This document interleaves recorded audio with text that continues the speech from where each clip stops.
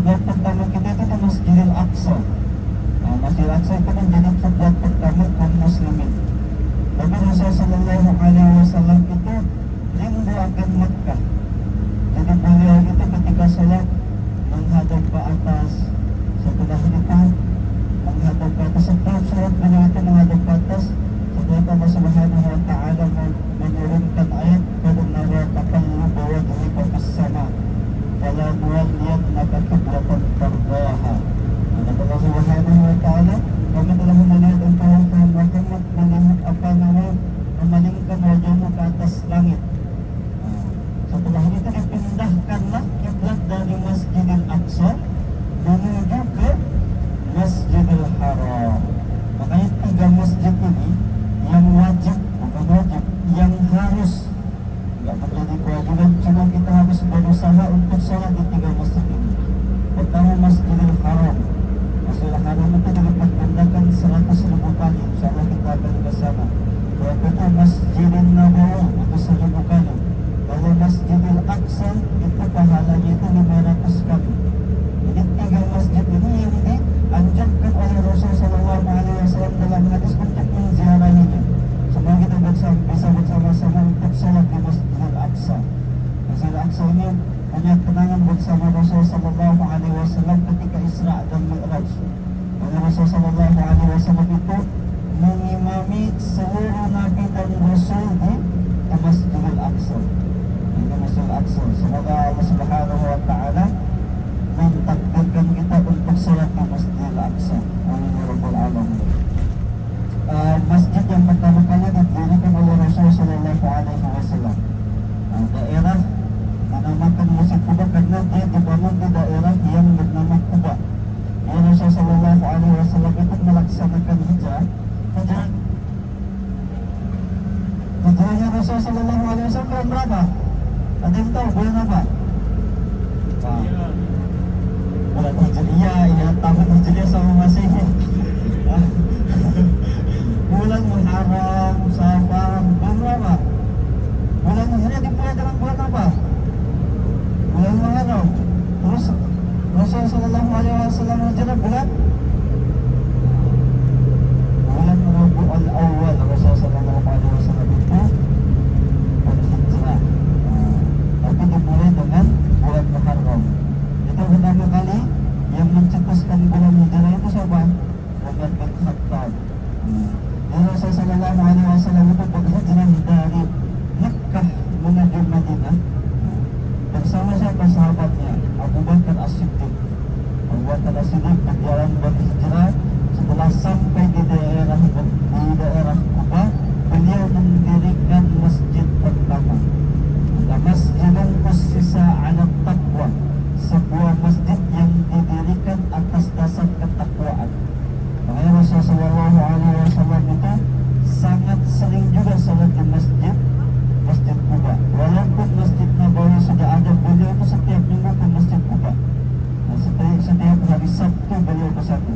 Ada yang mengatakan setiap hari Sabtu dan Rabu Rasulullah Shallallahu Alaihi Wasallam itu sholat di Masjid Quba karena pahalanya seperti pahala umrah. Man tatahhara fi baitihi summa ata Masjid Quba fasalla fihi rak'ataini aw fasalla fihi salatan kana lahu ka'ajri umrah. Barang siapa yang bersuci dari rumahnya, membersihkan diri dari rumahnya dengan tujuan untuk ke Masjid Quba, dan sholat di dalam Masjid Quba 1 sholat atau 2 rakaat, karena lahu ka'ajri umrah, maka pahalanya seperti pahala umrah. Jadi kita ini sampai sana. Ada yang masih ada mudanya? Batal semua, masih ada mudanya, masih tahu mudanya enggak? Waktu masih ada yang udah batal enggak masalah, yang penting kita sudah bersuci. Bersuci itu mati, tatahharam. Tatahharam itu gak apa-apa, bersuci, mandi, itu udah masuk semua. Yang penting kita membersihkan diri kita, datang ke Masjid Quba. Karena ini hadisnya ada banyak riwayatnya. Ada yang penting kita tujuan kita membersihkan diri kita dari rumah, datang ke Masjid Quba, sholat di sana 2 rakaat. Sholatnya sholat apa? Tergantung waktunya. Kalau misalnya kita datang pagi seperti ini, sholatnya apa? Pertama pertama salat sunnah tahiyatul masjid.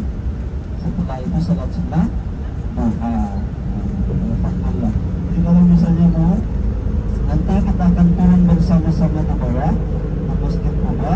Setelah itu silahkan yang belum wudu, nanti kita arahkan untuk tempat wudu. Yang laki-laki sama Mas Aris, yang perempuan sama saya. Nah, nanti silahkan berwudu.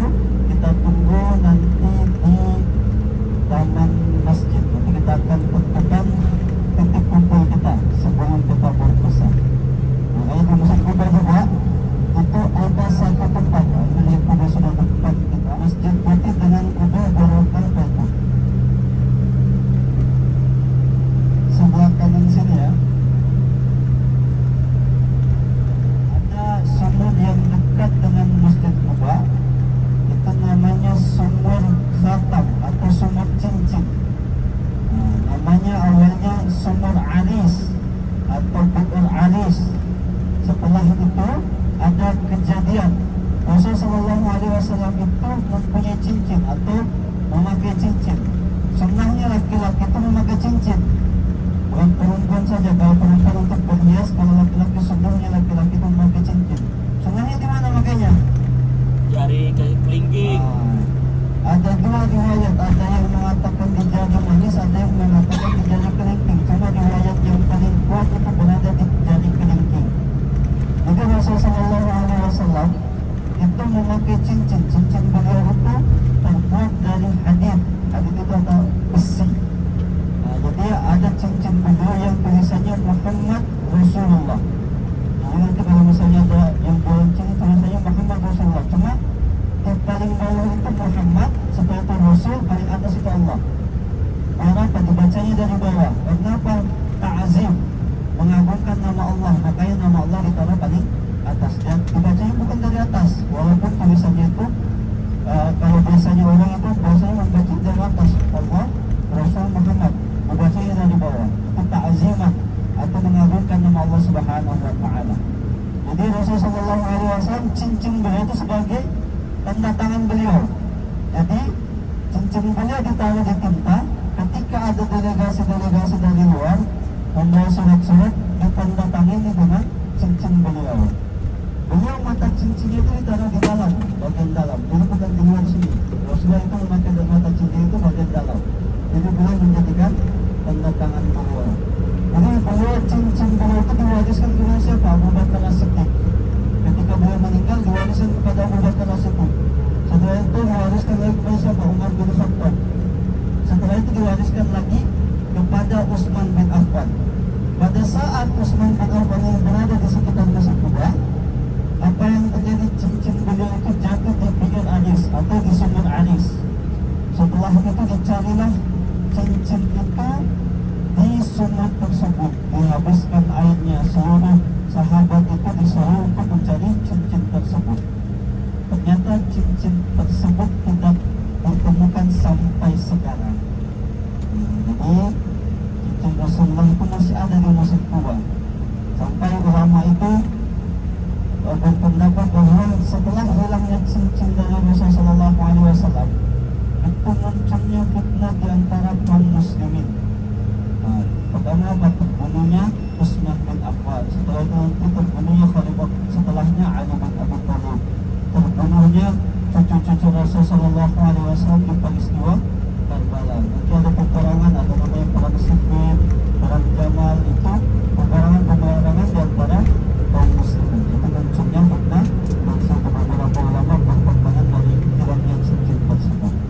Jadi nanti kita ke Masjid Quba, salat sekalian nyari cincin. Sebelum pakai cincin tersebut. Nah, insyaallah sementara kita berkumpul di sebuah kiri ke Masjid Quba.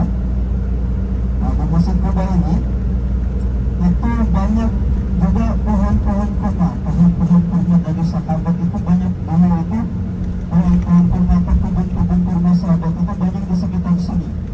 Nah, perbedaan penduduk Mekah dan penduduk Madinah itu pekerjaannya berbeda. Kalau penduduk Mekah itu pekerjaan utamanya itu berdagang.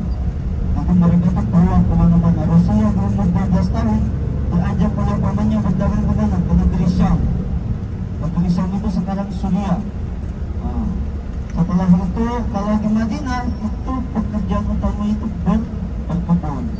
Karena di sini kurma-kurma berada di Madinah. Kurma kesukaan Nabi apa? Kurma ajwa. Kalau di Indonesia dinamakan kurma Nabi. Insyaallah nanti kita akan turun bersama-sama di Masjid Quba. Silahkan nanti dipersiapkan barang-barang yang untuk turun.